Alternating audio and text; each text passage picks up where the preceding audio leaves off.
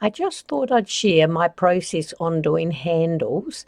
This is the handle that I've already finished with all the stitching.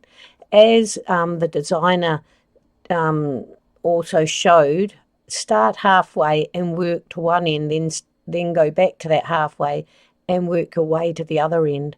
That way you'll have two needles ready for when you want to stitch them onto the handles, onto the little bars on the bag. Does actually make it easier.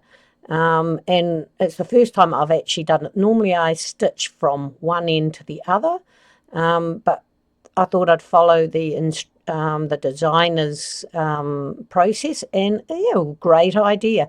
So I've done that. I've done the two handles. Once I've actually stitched to the other end and I've done both ends, then I actually pull on the leather, pull on the handles, give it a stretch, pull it out a bit.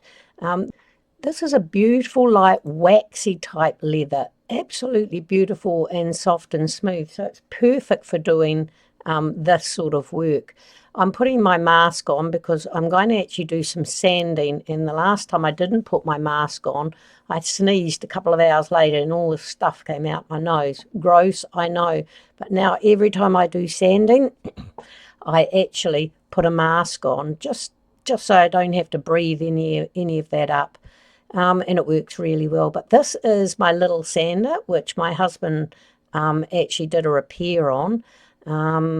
I can use rechargeable batteries in this, so I just keep 3 batteries on hand, and I sand the flat edge, and then I sand each of the side edges as well on each of them.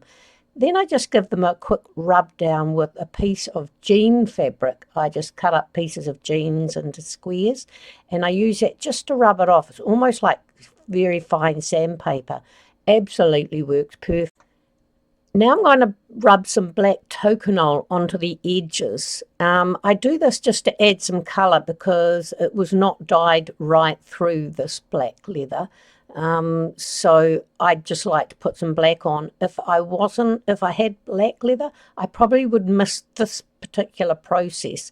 But I like the black toconol because it does actually help. I don't know what it does. Like it helps glue the pieces together and give it a really nice flat edge. I don't know why. I can never get the black or the brown to shine. The clear definitely I can get to be glossy, but for some reason, no matter how hard I try with the black, I can never get it to shine. But I give it a rub down with a piece of jean material. You can see the difference here, quite a lot of difference. Now I do the next process, which I actually rub all the edges down, give a really good rub with New Zealand dubbin. I use all sorts to rub this in to get it actually nice and smooth and flat. Here I am using a bit of jean material first. Sometimes I only use a piece of jean material. Other times I use the shine brush. I really like the shine brush, especially for the handles. To me, it makes a huge difference. I actually use it for a lot of my edges when I'm doing leather work, the shine brush and New Zealand dubbin. It makes it waterproof, gives it a good shine, and then I just brush the whole lot of the leather pieces, and that is a good finish.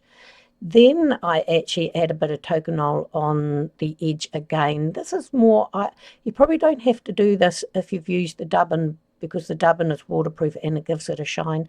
But I like that extra shine, so I do actually add the toconol as well. And to me it just gives a final look, and I'm always pleased. I give it a rub on the whole piece of the handle, not just the edge as well. So I do the edges, give it a nice rub. That's jean material I use again. So much jean material. We never throw any jeans out. I cut them all up and use them for my leather work. Absolutely fantastic for anything that has colour. I wouldn't use it actually on any plain leather, plain coloured leather, natural leather, but black, fine. And this is what it looks like when it's finished. I'm so pleased. I'll hold it up to the camera and you can see it's beautiful, smooth. You can't really see the gloss, but it is glossy as well. Very pleased. Great way to do handles.